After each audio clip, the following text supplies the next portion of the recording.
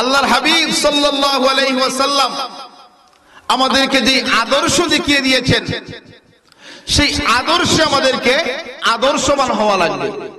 আমাদের নিজের মন গড়া জিন্দেগি যদি আমরা চালাই, আর এইভাবে চলতে চলতেই কিন্তু একদিন আজরাইল সামনে হাজির হয়ে যায়।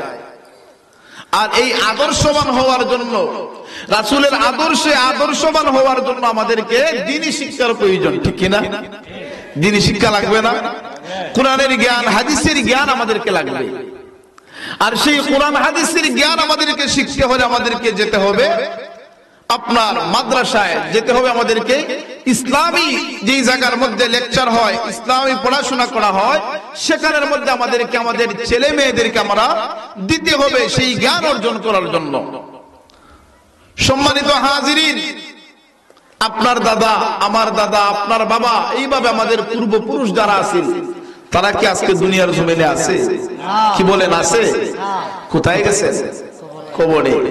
ওনারাও তো আমাদেরকে সিগন্যাল দিয়ে দিয়েছেন যে আমি একদিন এই পৃথিবীতে ছিলাম, এই আপনার জায়গা জমিন বাড়ি গাড়ির মালিক আমি ছিলাম, সবকিছু ছেড়ে আমি আজকে চলে যাইতেছি, সময় তোমাদেরও আসবে। কথা বলেন ঠিক কিনা? আমার ভাইরা বন্ধুরা, গভীর মনোযোগ, অন্তরের কান লাগান। কিন্তু আপনি আমি ওই আজরাইলের সামনে আমাদেরকে সম্মুখীন হওয়া লাগবে রে মুসলমান।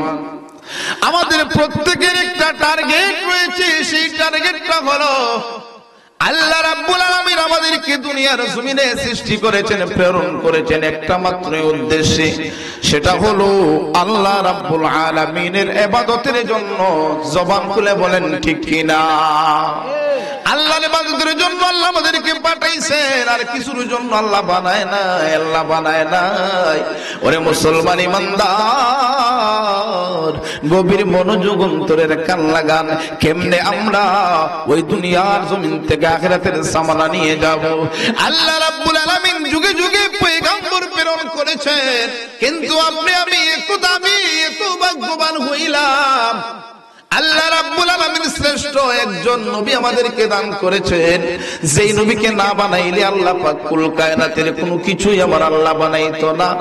আল্লাহ রাব্বুল আলামিন আরশ, কুরসি, লৌহ কলম কোনো কিছু আল্লাহ সৃষ্টি করতো না। আল্লাহ রাব্বুল আলামিন ওই শ্রেষ্ঠ নবীর উম্মত হিসাবে আপনাকে আমাকে কবুল করেছেন। আমরা খুশি না বেজার? আপনাদের আওয়াজে মনে হয় আপনারা বেজার আছেন। কারা কারা খুশি আছেন দুইটা হাত উঠায়া দেখা। নারে তাকবীর, নারে রিসালাত, আহলে সুন্নাত ওয়াল জামাত, হযরত মাওলানা জামশেদ আলী আশিকি সাহেব জিন্দাবাদ। নারে তাকবীর। আরে মুসলমান ইমানদার, গভীর মনোযোগ। আল্লাহর নবী উম্মত বলে নাই, উম্মত বলে নাই, উম্মতের চিন্তা নবী দুনিয়া থেকে যাওয়ার বেলায় নবী উম্মতের চিন্তা করেছেন। কিন্তু আপনি আমি ওই নবীর উম্মত হইয়া রে আমরা নবী ভুলে গেলাম, নবী চিনলাম না। কিন্তু নবী তো উম্মতকে ভুলে নাই, নবী উম্মতকে ভুলে নাই। আজরাইল যখন আমাদের আত্মীয় স্বজনের সামনে দাঁড়ায়, কোন মানুষ যখন দুনিয়া থেকে বিদায় হয়ে যাবে রে, ওই মুহূর্তে আজরাইল যখন তার সামনে জানটা নেওয়ার জন্য আসে, এরে মুসলমান নজর করে দেখবেন, কোন কোন মানুষ দুইটা চক্ষু গুলারে উল্টায়া দেয়, কোন মানুষ আপনার জিহ্বাটা বের করে দেয়। কারণ কি জানেননি? আজরাইল যখন চাপ দেয় রে, আজরাইল যখন জানটা কবজ কইরা নেয়, ওই কষ্ট এমন কষ্ট রে, মৃত্যুর যন্ত্রণা এত কষ্ট। ওরে মুসলমান, যিনি মৃত্যুবরণ করে সে কিন্তু বুঝতে পারে।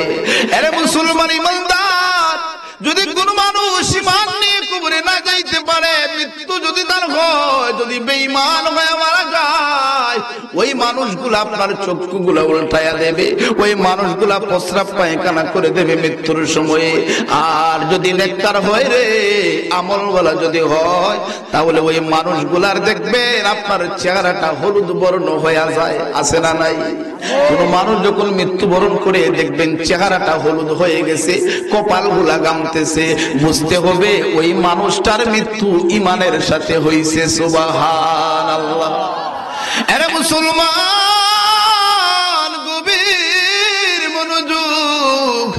ইমানে মৃত্যু যদি আমরা চাই, তাহলে ওই দুনিয়ার জমিনে আপনাকে আমাকে নেক আমলের প্রয়োজন। আর নেক আমলটা কেমনে করব রে? আমার নবীজির তরিকায় করা লাগবে, আমার নবীকে ভালোবাসা আমলগুলা করা লাগবে। কেন বললাম নবীর কথা? কারণ নবী ছাড়া আমাদের কোনো উপায় আছে? না উপায়? নবী ছাড়া কোনো উপায় আছে? দুনিয়ার জমিন থেকে, এই দুনিয়ার জমিন থেকে আমাদেরকে শিক্ষা নিয়ে যেতে হবে কবরে, হাসরে, ফুলসিরাতে, মিজানে। যেই জায়গায় যাবেন প্রত্যেক জায়গায় কিন্তু আল্লাহর নবীর প্রয়োজন। সুবহানাল্লাহ। নবী ছাড়া কোনো আমাদের উপায় নাই। কারণ কিয়ামতের কঠিন ময়দানে আল্লাহর হাবিব সাল্লাল্লাহু আলাইহি ওয়াসাল্লামের শান ও মান আমার আল্লাহ রাব্বুল আলামিন দেখাইবেন।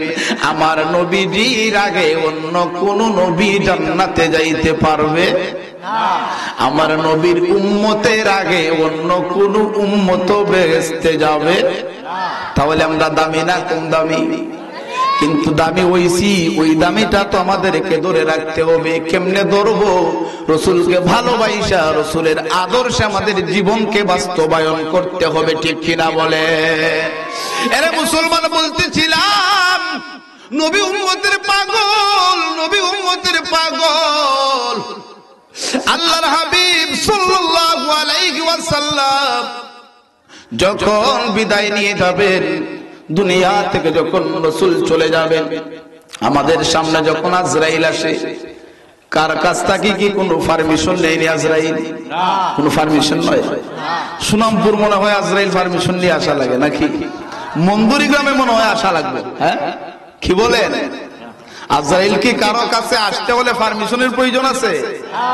ওরে মুসলমান, গভীরে মনোযোগ দিবেন। আমি কিন্তু মূল আলোচনায় ঢুকে গেলাম বাবা। আজরাইল সামনে আসবে, কারো কাছ থেকে পারমিশন নেই না, পারমিশন লাগবেও না।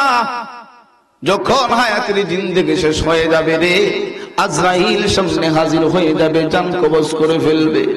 আত্মীয় স্বজন, ছেলে মেয়ে, বিবি বাচ্চা সবাই থাকিয়ে থাকবে, কেউ কারো কিছু করার ক্ষমতা থাকবে না। আরে মুসলমান, কিন্তু আল্লাহর নবী দুজাহানের বাদশা নবীজি, আমার নবী যখন অসুস্থ অবস্থায় রয়েছিলেন, রাসূলের দরবারে একদিন জিবরাইল ফেরেশতা এসে হাজির হইলেন। আল্লাহর হাবিব সাল্লাল্লাহু আলাইহি ওয়াসাল্লামের কাছে রাসূলের অসুস্থ নিয়ে যখন কথা বললেন, রাসূলকে যখন সালাম দিলেন, অনুমতি নিলেন, আল্লাহর হাবিব সালামের জবাব দিলেন। জিবরাইল ওই দিন রাসূলের অসুস্থতার কথা জিজ্ঞেস করে চলে গেলেন। পরের দিনে আবার জিবরাইল আল্লাহর হাবিবের দরবারে আসছেন, একা না, আজরাইলকে নিয়ে আসছেন। সুবহানাল্লাহ। কারে নিয়ে আসছেন? আজরাইলকে নিয়ে রাসূলের দরবারে আসছেন। রাসূলের দরবারে আয়েশা ভিতরে প্রবেশ করার আগে রাসূল সাল্লাল্লাহু আলাইহি ওয়াসাল্লাম কেমন নবী রে, আল্লাহর হাবিব সাল্লাল্লাহু আলাইহি ওয়াসাল্লামকে সালাম দিয়া রাসূলের কাছ থেকে আগে জিবরাইল অনুমতি নিছেন। ইয়া রাসূলুল্লাহ, নবী গো, ও গো মায়ার নবী, অনুমতি দিবেন নি? আপনার ঘরে প্রবেশ করব গো নবী, আমার সাথে মালাকুল মাউত আজরাইল। সুবহানাল্লাহ।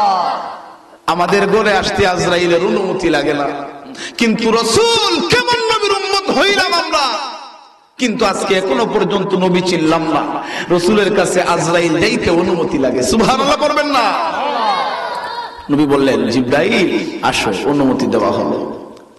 জিবরাইল ফেরেশতা আজরাইলকে নিয়ে রাসূলের সামনে হাজির।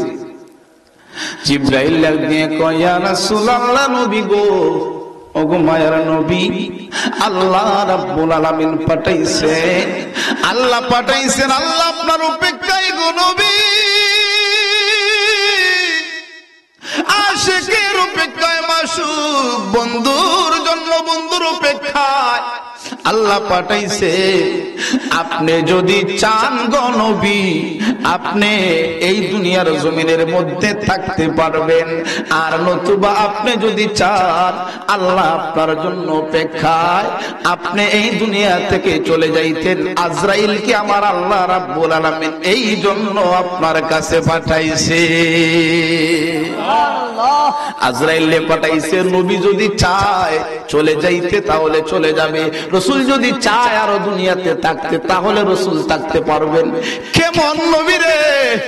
হায়াতের জিন্দেগি সেটার কোনো সীমানা নাই। রসুল যদি চাইতেন আরো 100 বছর, আরো 50 বছর, আরো 1000 বছর থাকতে, আল্লাহ রাব্বুল আলামিন রসুলের ইচ্ছা স্বাধীন দিয়া দিছে। আজরাইলকে আমরা এসে এইভাবে জিগাইবো যে আর কি থাকতেন নে আপনি? জিগাইবো আমাদেরকে? যখন আজরাইল আসবে আমাদেরকে চলে যাওয়া লাগবে। আজকে কত মানুষ, কত মুরব্বীরা এক সময় যুবক ছিল, কিন্তু আজকে আফসোস করে হায় হায়, আজকে বুঝি হাঁটতে পারি না, আজকে বুঝি চুকে যাচ্ছে দেখি, আজকে বুঝি নামাজ পড়ার ইচ্ছা হলেও পড়তে পারি না। ও যুবক, একদিন কিন্তু ওনারাও আমাদের মতো ছিল, আমরাও একদিন এইভাবে বৃদ্ধ হয়ে যাব। আর বর্তমান গবেষণায় গবেষকরা বর্তমানে বলেন, আপনারা দেখেছেন হয়তো, বা আমরা দেখতেছি বর্তমানে বাস্তবেও, বৃদ্ধর চেয়ে যুবক এখন বেশি মরে। কথা বলেন ঠিক কিনা? এখন বৃদ্ধ মরার সংখ্যা কম, যুবক মরার বেশি সংখ্যা। এই জন্য আমাদেরকে ভাবতে হবে। আমরা মনে হয় অনেকে ভাবি যে আমার তো সময় আছে, বয়স আছে, এখনো তো দাড়ি মুছ পাকে নাই, তারপরে না মরতাম না। আজরাইল কখন আসবে আমরা কেউ জানি না। আল্লাহর নবীর দরবারে জিবরাইল আজরাইল গিয়া যখন হাজির হইল, অনুমতি চাইল, রাসূলের ইচ্ছা স্বাধীন দিয়ে দিল। রাসূল যদি চান আল্লাহর দরবারে যাইতে তাহলে যেতে পারবেন, নতুবা রাসূল ইচ্ছা করলে দুনিয়াতে আরো থাকতে পারবেন। আল্লাহর নবী ওই মুহূর্তে দুইটা চক্ষু মুবারকের পানি সাইরা দিস। নবী আমার কান্দে। আমার নবী বলেন, জিবরাইল রে, জিবরাইল আমার কিছু কথা আছে রে জিবরাইল, আল্লাহকে জিজ্ঞেস করো। আমি নবী পৃথিবীর জমিনে আসার পরে রে, আমি আমার উম্মতের পাগল, আমি আমার উম্মতের প্রেমিক। আমার উম্মতেরা গুনাহ করে, আমার উম্মতেরা গুনাহ করবে রে, কিন্তু আমি নবী ওই দুনিয়ার জমিনের মধ্যে রয়েছি। কারণ অন্যান্য নবী রাসূলগণের উম্মতেরা যখন গুনাহ করত, যখন আপনার গুনাহ করতে করতে অশ্লীলতায় ভরে যাইত, আল্লাহ কিন্তু একেবারে গজব দিয়া কিন্তু ধ্বংস কইরা দিত। ওই রকম অনেক ঘটনা রয়েছে কোরআন হাদিসের মধ্যে, একসাথে আপনার সবাইকে ধ্বংস করে দিত। আল্লাহর নবী বলেন, জিবরাইল রে, আল্লাহর কাছে জিজ্ঞাসা করো, আমার উম্মতেরা যখন পৃথিবীতে থাকবে, আমি নবী যখন চলে যাইব রে, আমার উম্মতেরা যখন গুনাহ করবে, এখন তো আমি নবীর কারণে, আমি নবীর বরকতে আল্লাহ আযাব দেয় নাই, গজব দেয় নাই। আমি নবী যখন চলে যাইব, আমার গুনাহগার উম্মতেরা যখন গুনাহ করব, আল্লাহ কি এইভাবে আমার গুনাহগার উম্মতদেরকে আযাব দিবে রে, গজব দিব রে? জিবরাইল আল্লাহকে জিজ্ঞেস করো। জিবরাইল যখন মালিকের দরবারে জিজ্ঞেস করলো, আমার আল্লাহ ডাক দিয়া কয়, হাবিব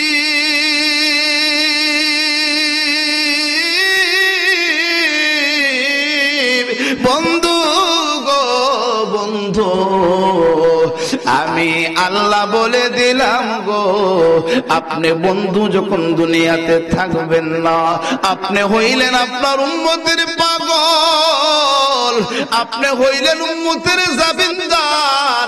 আমি আল্লাহ বললাম, আপনি দুনিয়া থেকে চলে যাওয়ার পরে গো, কিয়ামত পর্যন্ত আমি আল্লাহ আপনার গুনাহগার উম্মতের জাবিনদার হইয়া গেলাম।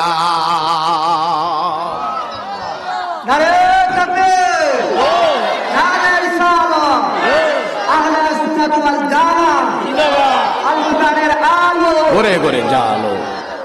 তাহলে ওই নবীজির আদর্শ আমাদের বাস্তবায়নের দরকার আছে না নাই? নবী দুনিয়া থেকে চলে যাইবে কিন্তু উম্মতকে ভুলে নাই। কিন্তু আমরা উম্মত হইয়া কেমনে নবীরে ভুলে গেলাম, কেমনে আমরা রাসূলের আদর্শ ভুলে গেলাম। অনেকে কিন্তু বলে গভীর মনোযোগ দিবেন, কয় আমরা তো নবীরে ভালোবাসি। আরে ভাই, ভালোবাসার কিন্তু ধরন আছে, আছে না ভাই? ভালোবাসার ধরন আছে, একটা আছে জবান দিয়া ভালোবাসা, একটা আছে অন্তর দিয়া কলিজা দিয়া ভালোবাসা, ঠিক কিনা?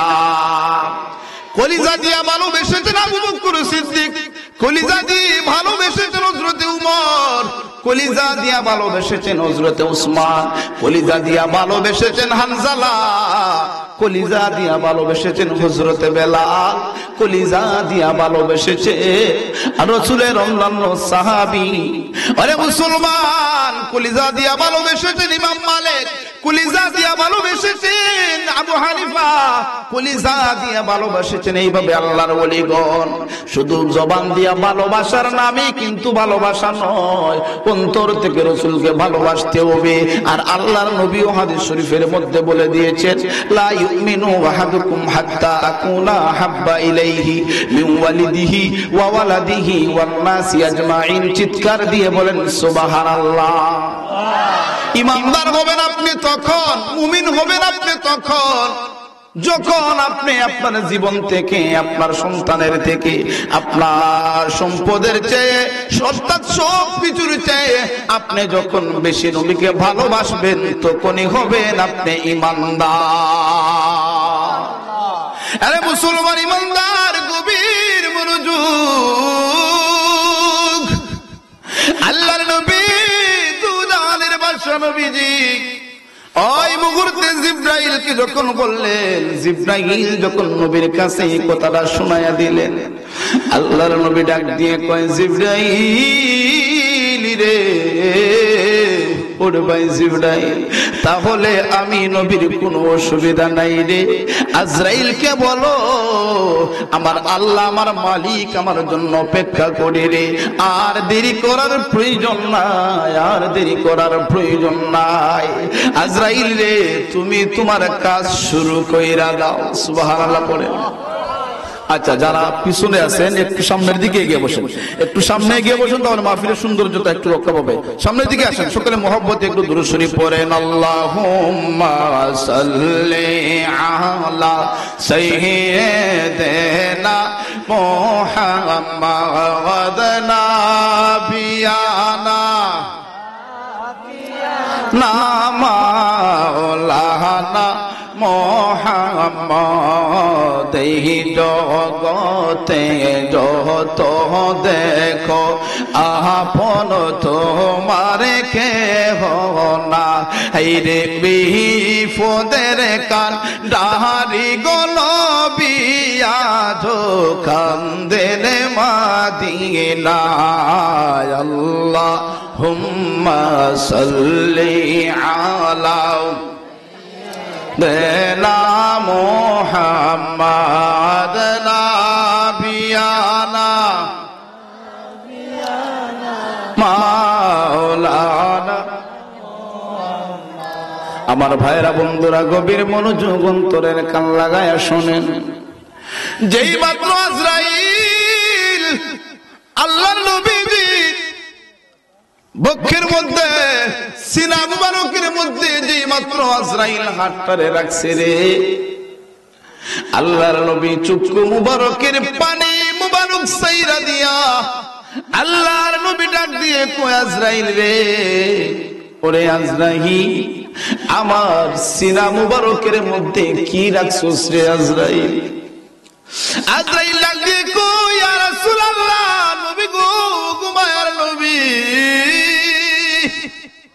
আমি আপনার সিনা মুবারকের মধ্যে আমার হাত রাখছি গো নবী। আমার নবী ডাক দিয়ে কয়, আজরাইল রে, ওরে আজরাইল, আমার মনে হইছে রে উহুদ পাহাড়টা আমার সিনার মধ্যে রাইখা দিছস।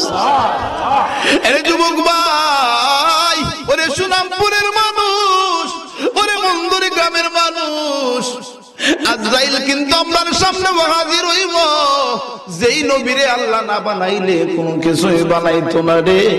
যেই নবীর কারণে আজরাইলও আল্লাহ সৃষ্টি করছে, ওই নবীজির সিনা মুবারকের মধ্যে আজরাইলের হাত রাখছে। আমার নবী কো আজরাইল মনে হইছে উহুদ পাহাড়টা আমার সিনার মধ্যে দিয়া দিছস। আজরাইল লাগি কই ইয়া রাসূলুল্লাহ, মায়ের নবী গো, ওগো দয়াল নবীজি, আপনি নবীকে আমার আল্লাহ রাব্বুল আলামিন সৃষ্টির আকর্ষণ, সৃষ্টির প্রধান আমার আল্লাহ বানাইছে। আল্লাহর পরে যার সম্মান সেটা হলেন আপনি নবী। নবী গো, আমি আজরাইল সৃষ্টি লগ্ন থেকে যতগুলা জান কবজ করছি গো নবী, কিয়ামত পর্যন্ত যত জান আমি কবজ করব, এর মধ্যে সবার চেয়ে হালকা ভাবে আপনি নবীজির জান আমি আজরাইল কবজ করব। আল্লাহু আকবার। ইয়া রাসূলুল্লাহ, এত হালকা ভাবে আর কারো জান কবজ করব না গো নবী। আমি আপনার সিনা মুবারকের মধ্যে হাতটারে মাত্র রাখছি, আর কিছুই না।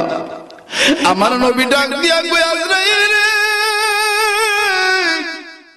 আমি নবী বুঝতে পারি রে, মনে হয় উহুদ পাহাড়টা রাইখা দিছস। আজরাইল জানতে চাই রে, আমি নবী যেই কষ্ট পাবো রে, আমার গুনাহগার উম্মতরেও কি তুমি এমনই ভাবে কষ্ট দিবে? নবী নবী করে আহার কত কাল আমি কাঁদব, নবী নবী করে আহার কত কাল আমি কাঁদব। আপন নয়নে কবে জানি, আপন নয়নে কবে জানি নূর নবীকে আমি দেখব, নবীর চরণেতে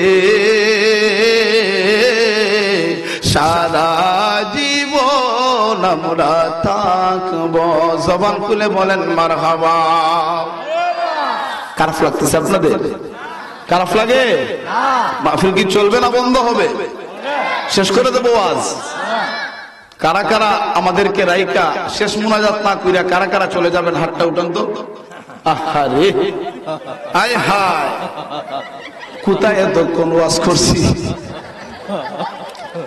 আসলে উনি বুঝতে পারে নাই জুসের টেলায় একটা আছে হুশ, একটা আছে জুস। ওনাদের কিন্তু জুস চলে আসছে। আগেরকার দিনের মুরব্বীরা যখন এই কোরআনের কথা শুনে, রসুলের বাণী শুনেন, তখন একটা জুস চলে আসে, ঠিক কিনা বলে?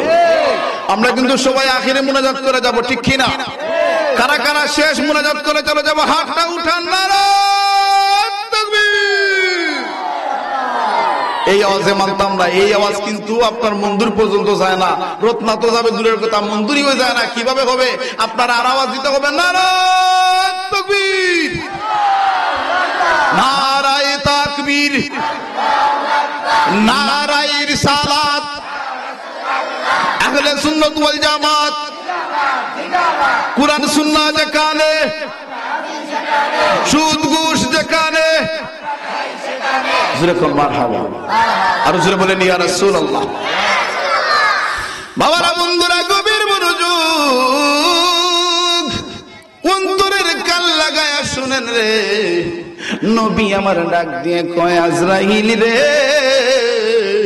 ওরে আজরাইল, আমার গুনাহগার উম্মতদেরকে কি এমনি ভাবে কষ্ট দিবে? আজরাইল ডাক দিয়ে কয়, নবী গো, ও মায়ার নবী, আপনার যে সমস্ত উম্মতেরা আপনি নবীর আদর্শ মোতাবেক চলবে গো, যারা নেক আমল করবে, আল্লাহর ইবাদত যারা করবে, ইমানদার যারা হবে, তাদের জান আমি আজরাইল এমনি ভাবে কবজ করব। নবী গো, একটা ছোট্ট শিশু মায়ের স্তন খেতে খেতে যেভাবে হঠাৎ কইরা ঘুমায়া যায়, বলতে পারে না, ঠিক তেমনি ভাবে আমি আজরাইল আপনার গুনাহগার, আপনার প্রেমিক উম্মতের জানগুলো এমনই ভাবে আমি আজরাইল কবজ করে নেব। আরে মুসলমান ইমানদার, গভীর মনোযোগ। আমার মূল উদ্দেশ্য হলো আলোচনার, যে নবীজি দুনিয়া থেকে বিদায় হয়ে যাবেন ওই সময় উম্মতকে ভুলে নাই, উম্মতের চিন্তায় নবী চিন্তিত, উম্মতের ব্যথায় নবী ব্যথিত রে। তাহলে আজকে আপনি আমি আজকের এই মাহফিল থেকে প্রতিজ্ঞা করতে হবে, পৃথিবীর জমিনে যতদিন থাকবো আল্লাহর রাসূলকে ভালোবেসে আল্লাহর হাবিবের তরিকায় আমাদেরকে জীবন সাজাবো, ঠিক কিনা? মাহফিল সার্থক হবে যদি রাসূলের সুন্নাহ মানতে পারি, মাহফিল সার্থক হবে যদি রাসূলের আদর্শে আদর্শবান হইতে পারি। আজকে আমরা রাসূলের আদর্শ থেকে দূরে সরে গেছি। বলবেন কিভাবে? আজকে রাস্তা দিয়ে হাঁটি, একজন আরেকজন আপনার রাসূলের আদর্শ নাই। রাসূলের আদর্শ হলো যে এক মুসলমান আর এক মুসলমানের সাথে দেখা হলে সালাম, কিন্তু এই সালামটাই নাই। এরপরে দেখেন আমরা রাস্তা দিয়া, আমার রাস্তা দিয়ে আমার বাড়ির পাশ দিয়া আরেকজন যাবে, আরেকজন চলবে, আমি সেখানে বেড়া দিয়ে দিই, আমি কাটা দিয়ে দিই, এরকম আছে না নাই? এটা রাসূলের আদর্শ না, এটা রাসূলের আদর্শের মধ্যে পড়ে না। আপনার ওয়াজ শুনে লাভ হবে কি? রাসূলের আদর্শ যদি আমাদের জীবনের মধ্যে বাস্তবায়ন না করতে পারি, আল্লাহ বলেন লাকাদ কানা লাকুম ফি রাসূলিল্লাহি উসওয়াতুন হাসানাহ, একমাত্র উত্তম আদর্শ হলো আমার নবীজি। সুবহানাল্লাহ। পৃথিবীর মধ্যে আর কোন আদর্শ উত্তম নয়, আমার নবীজি হলো সর্বশ্রেষ্ঠ। তাহলে আমরা তো নবীজির উম্মত দাবি করি, আল্লাহ তো আমাদেরকে না চাইতেই রাসূলের উম্মত হিসাবে কবুল করেছেন। তাহলে রাসূলের আদর্শ তো আমাদেরকে মানা দরকার। আপনি হয়তো ভাবতে পারেন আপনার আমল বেশি, আপনি নামাজ পড়তেছেন, রোজা রাখতেছেন, এগুলো আল্লাহর ইবাদত, আপনি এইগুলার জন্য আপনি পার হয়ে যাবেন, কখনো না।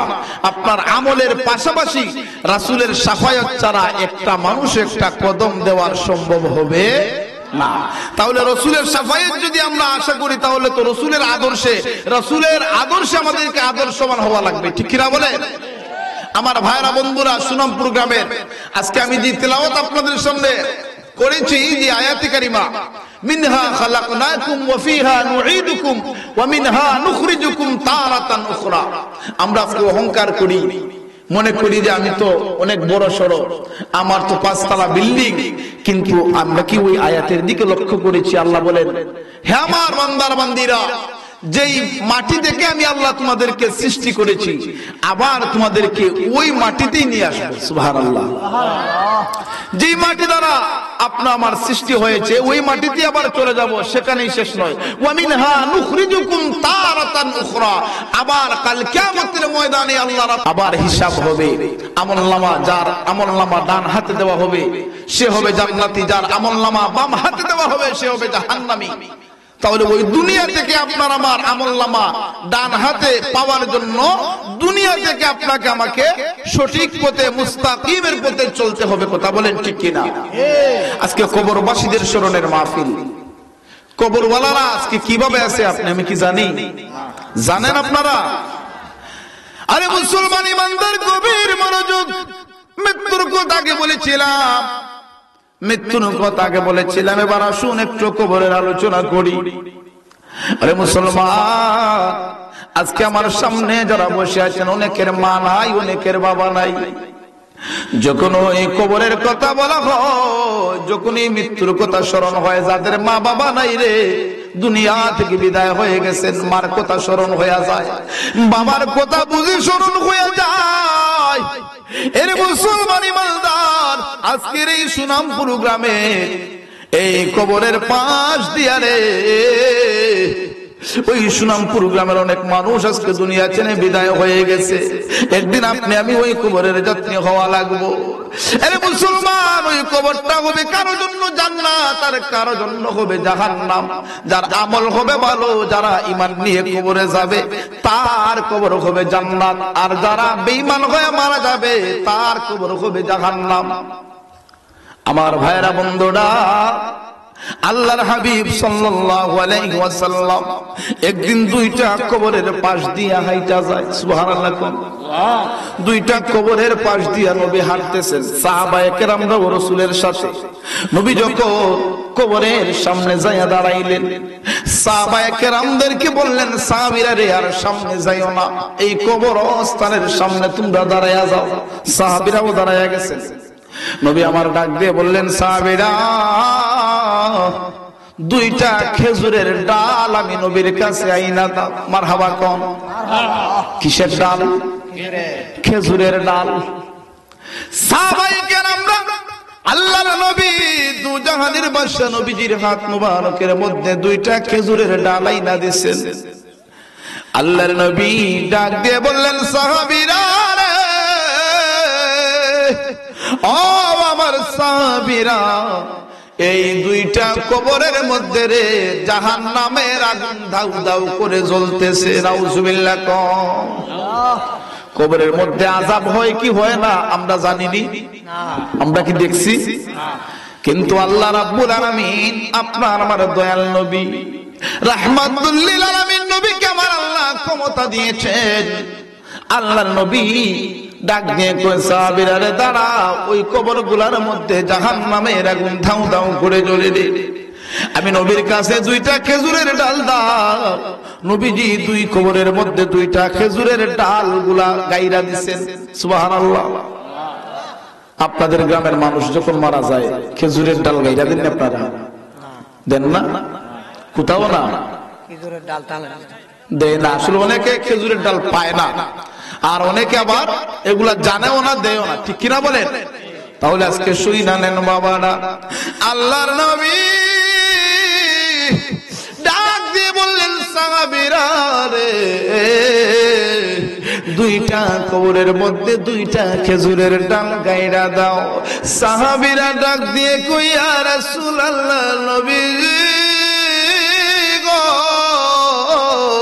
ও গো মায়ার নবী, কারণ কি গো, ওই কবরগুলোর মধ্যে কেন আযাব হচ্ছে আর কেনই বাপরে খেজুরের ডাল গাইরা দিবেন, তার কারণ কি আমাদেরকে একটু খুলে বলেন।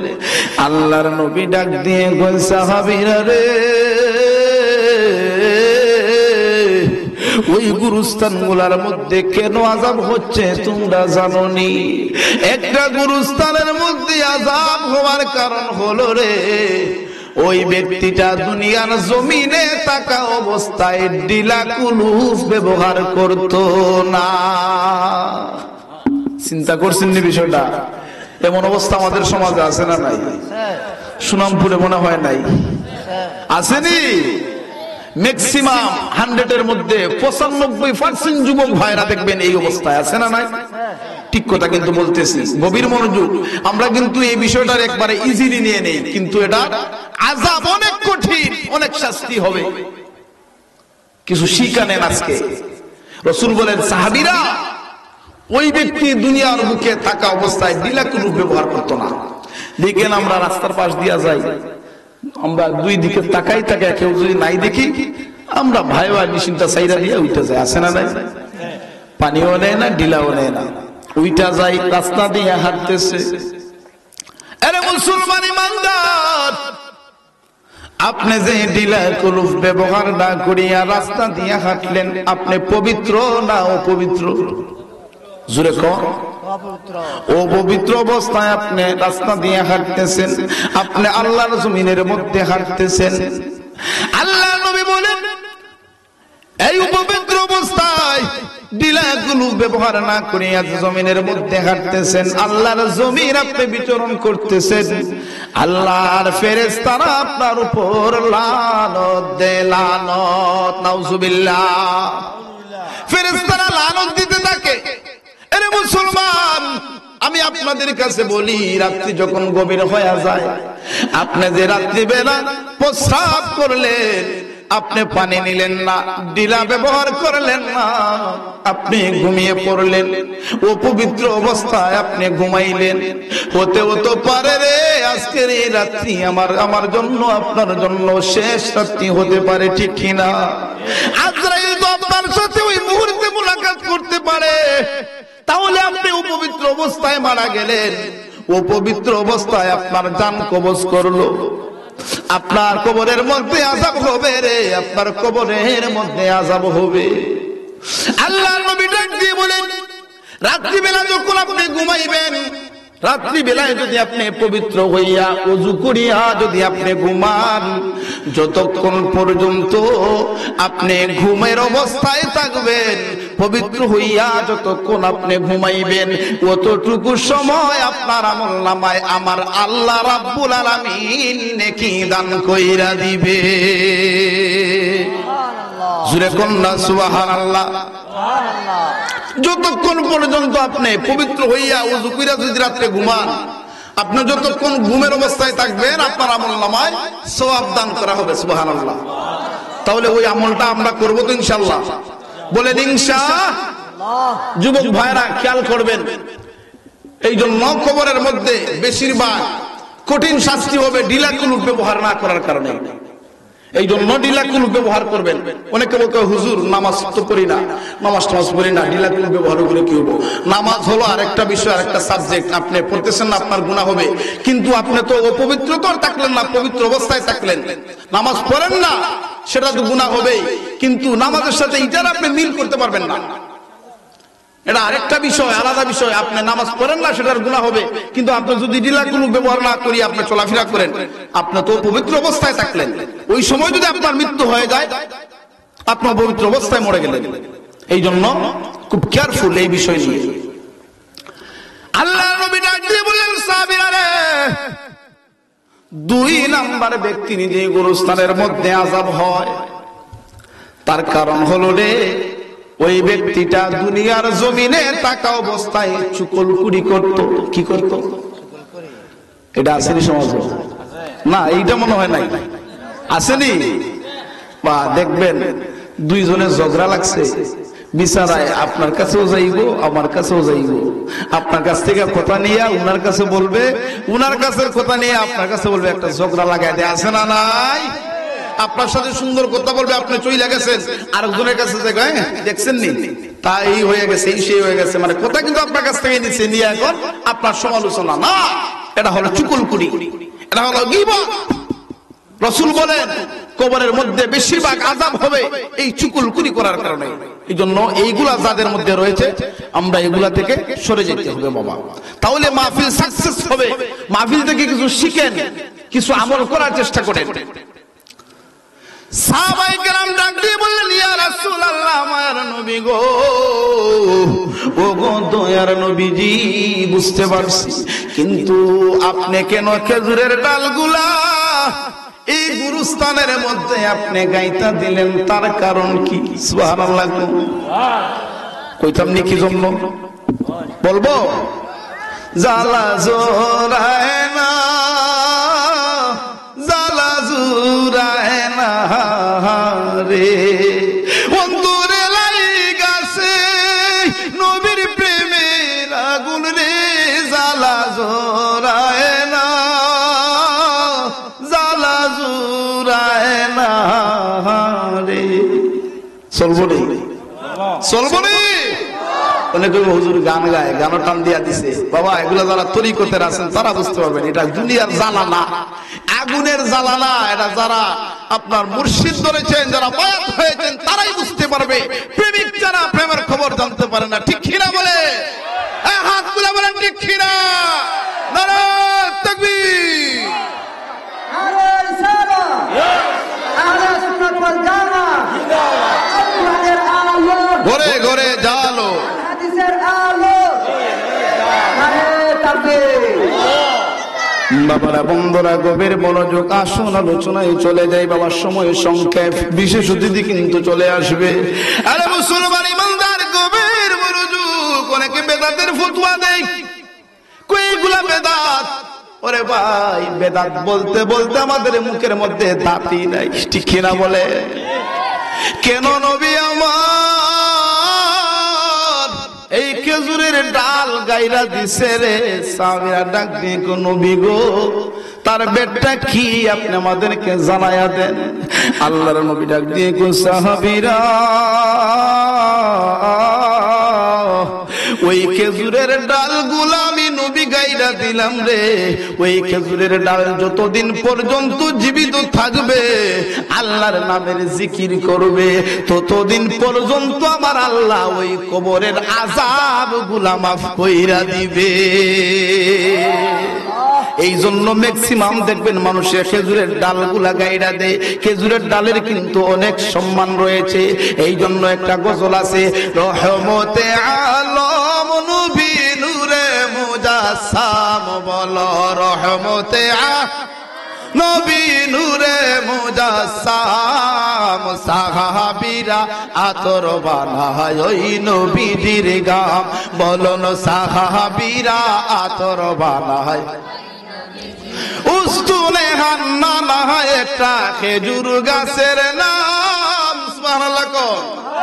উস্তুনে হান্নানা একটা খেজুর গাছের নাম, যাকে ধরে খুতবা দিতেন রাসূল আকরাম, যাকে ধরে খুতবা দিতেন রাসূল আকরাম। গাছটা নবীর বিরহে কাঁদিতে রোহে, বলো নবীর বিরহে কাঁদিতে রোহে। ওরে মুসলমান ইমানদার, আর বলতাম না গজল।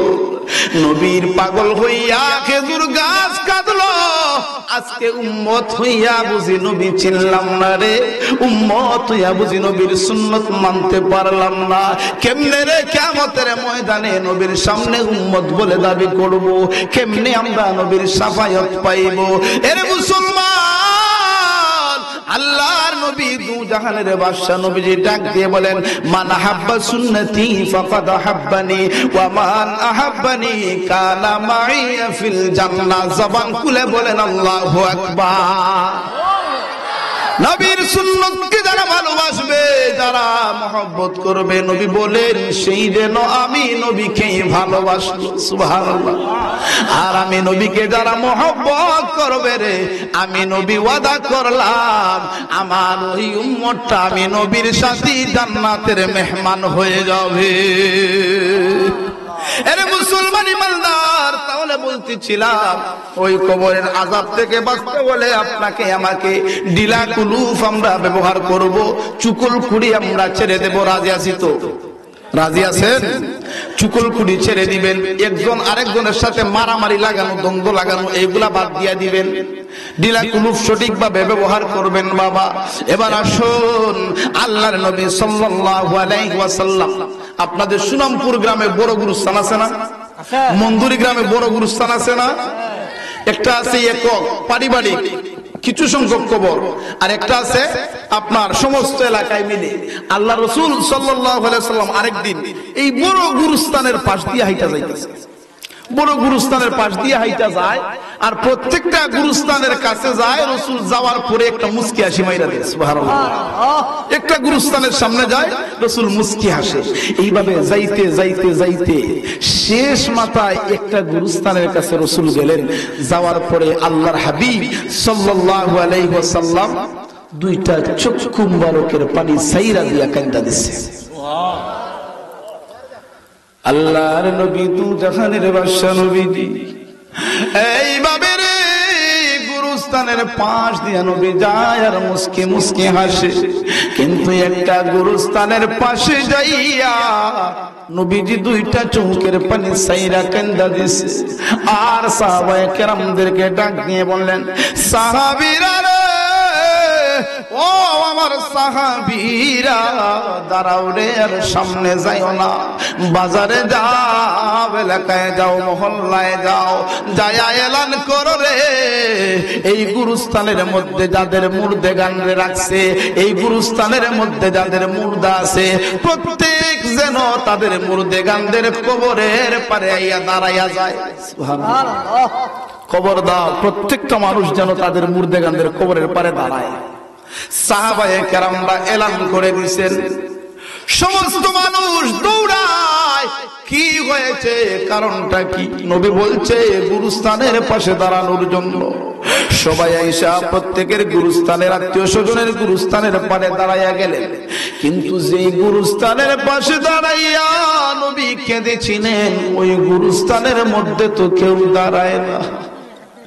নবীজি গো, ও মায়ার নবী, তাকায়া তাকলেন, দেখা যায় একটা মহিলা লাঠি দিয়া বর দিয়ে দিয়ে আস্তে আস্তে আসতেছে। সবাই অপেক্ষায় অপেক্ষমান, ওই মহিলাটা কি জন্য আসতেছে? ওইদিকে ওই কবরের মধ্যে তো কেউ দাঁড়ায় না।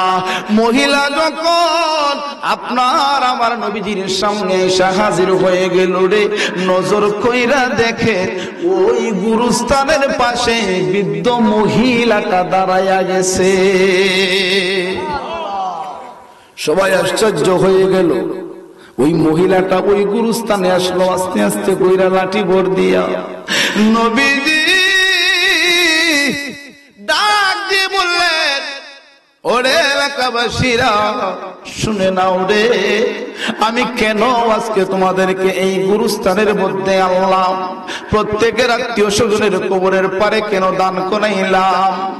নবীজি আমার ডাক দিয়ে বললেন, ওরে মানুষেরা শুনে নাও, আপনাদের কবরওয়ালারা শান্তিতে আছে রে, আমার আল্লাহ গুরুস্থানের মধ্যে জান্নাতের গালিচা বিছায়া দিছে।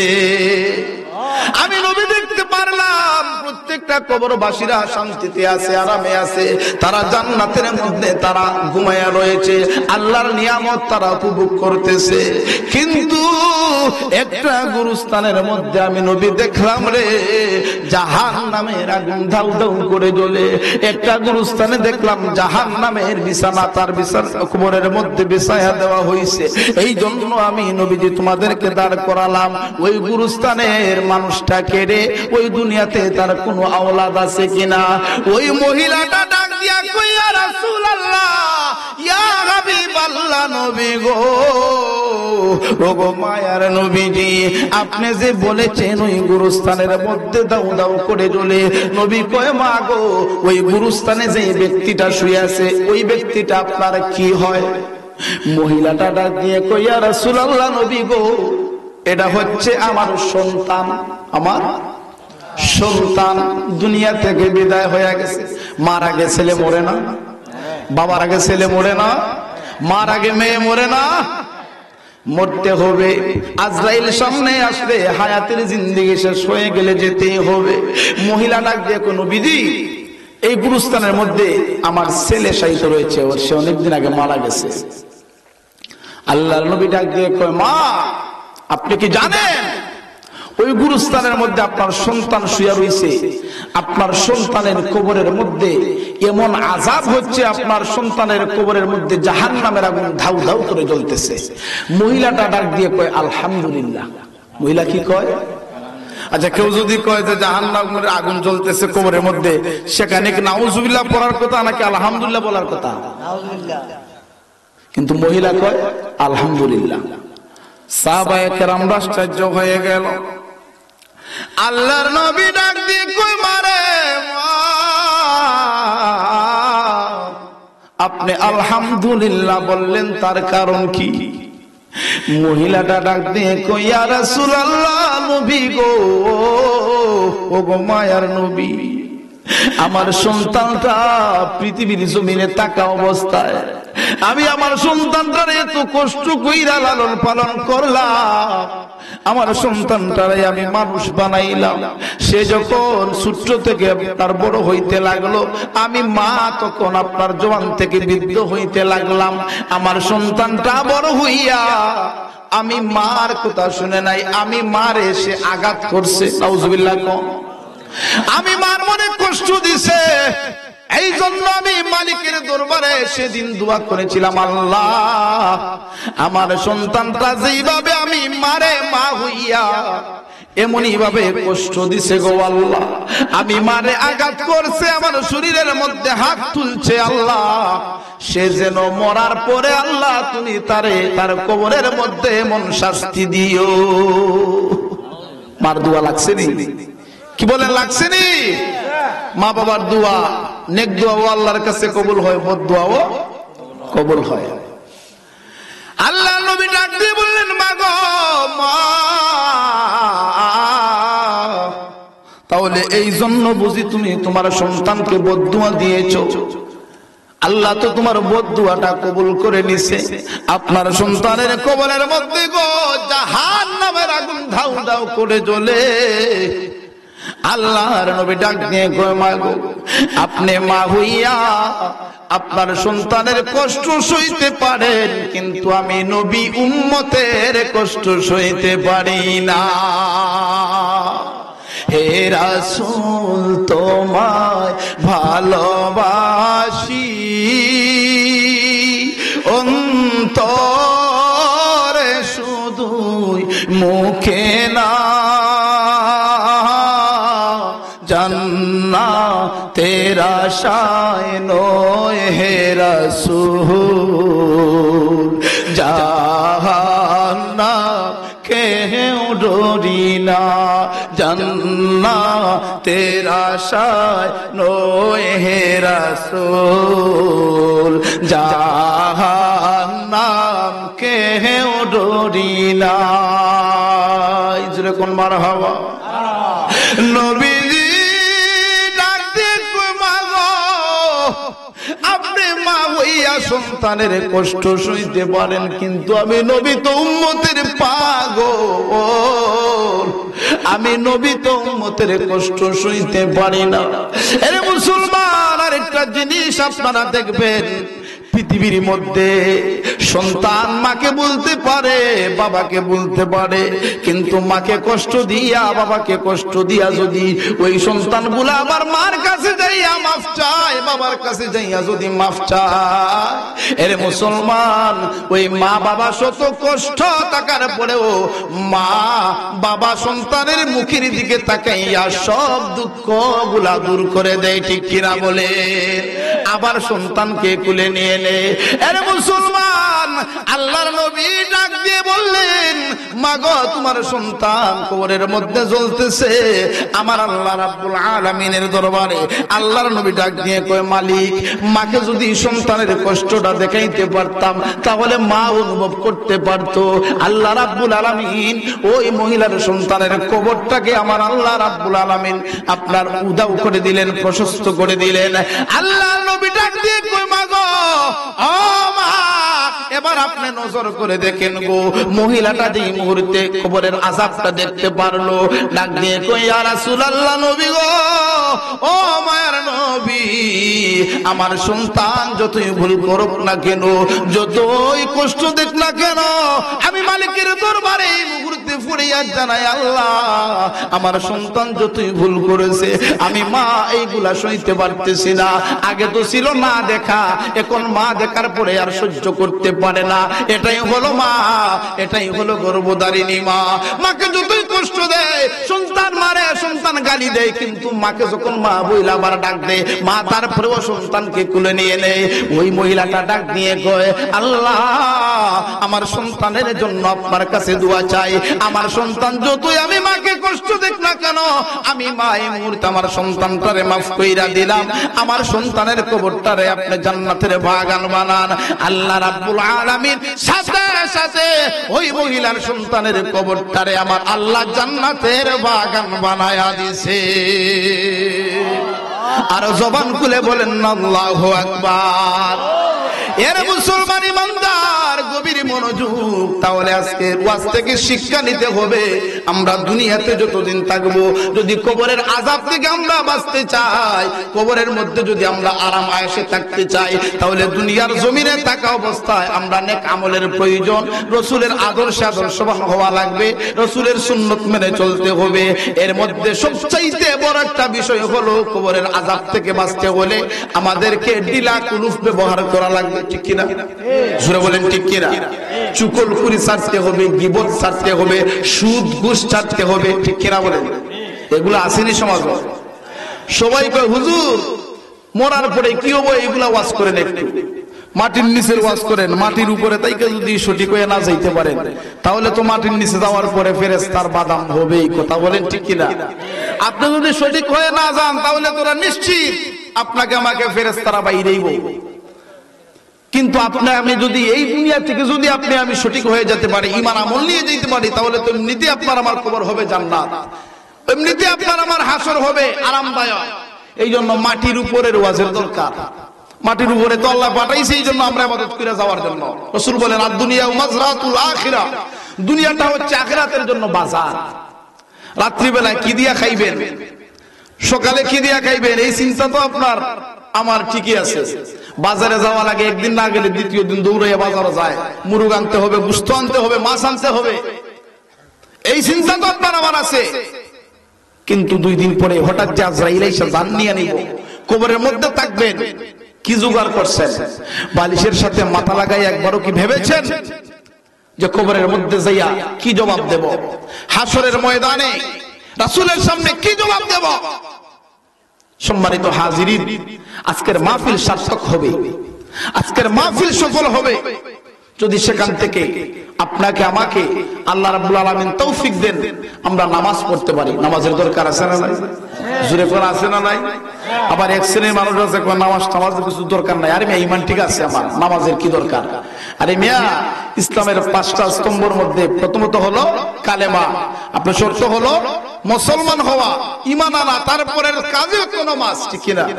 জোরে বলেন তারপরের কাজ কি? কিন্তু আমরা এটারে অবহেলা করি। অনেকে কয় না আমি ফকির আলী গরিব, আমি এই করি সেই করি, নামাজের প্রয়োজন নাই। বাতিনি নামাজ, বাতিনি কোন নামাজ আছে? হ্যাঁ জুড়ে কোন বাতিনি নামাজ আছে? অনেকে আমার বিরুদ্ধে লাগে যাইব, হুজুর দেখছেন নি? আরে না, আমিও তো মুর্শিদের বায়াত নিয়া, আমি মগবাজার দরবারে বায়াত, ওলিউল্লাহ আশিকির আপনার শালার কাছে আমিও তো বায়াত, আমার পীর হলেন মাহবুবুল্লাহ আল কাদরি। কিন্তু আমার মুর্শিদ কেবলা তো এই কথা কোনদিন বলেন নাই, আমরাও তো কোনোদিন শুনি নাই, পাইও নাই। রুকু হবে, সেজদা হবে, সেজদার মালিক কে? জবান খুলে বলুন কে? ইবাদতের মধ্যে একমাত্র সবচেয়ে বিনয়ী ইবাদত হলো নামাজ। সুবহানাল্লাহ। এইজন্য নামাজ পড়ে আপনাকে সমস্ত খারাপ কাজ থেকে বাঁচিয়ে রাখতে। ইন্নাস সালাতা তানহা আনিল ফাহশাই ওয়াল মুনকার, নিশ্চয়ই নামাজ আপনাকে খারাপ কাজ থেকে আপনাকে বিরত রাখবে। সেই জন্য আমরা প্রথম কাজ হলো মুসলমান হিসেবে নামাজ। তারপরে আপনার সত্য কথা বলতে হবে। আপনার সব গুনার মা হলো এই আপনার মিথ্যা কথা। মিথ্যা কথা থেকে কিন্তু ঝগড়া সৃষ্টি হয়, মিথ্যা কথা থেকে আরো গুনার সৃষ্টি হয়। এই জন্য মিথ্যা কথা থেকে দূরে থাকবেন, মিথ্যা কথা সরাইয়া রাখবেন। আপনাদের জন্য তো বড় একটা রহমত, আপনাদের জন্য নিয়ামত। আপনাদের এলাকায় এমন একটা মাদ্রাসা আছে, আছে না নাই? জুড়ে বলেন আছে না নাই? এইরকম মাদ্রাসা কিন্তু অনেক গ্রামের মধ্যে আপনার চেষ্টা করলেও হয় না। এই রাসূলের বাগান, আপনাদের সন্তানগুলাদেরকে মাদ্রাসার মধ্যে দ্বীনি শিক্ষা দিবেন, তাহলে দেখবেন আপনার সন্তান নামাজ পড়বে, আপনারও তখন ইচ্ছা হবে আমার সন্তান নামাজ পড়তেছে, আমিও নামাজ যাওয়ার দরকার। মাদ্রাসার প্রতি খেয়াল রাখবেন। মাদ্রাসা যদি না হয়, মাদ্রাসা যদি সন্তানকে না দেন, তাহলে দ্বীনি শিক্ষা হবে কোথায় থেকে? কোরআন হাদিস শিখবে কোথায় থেকে?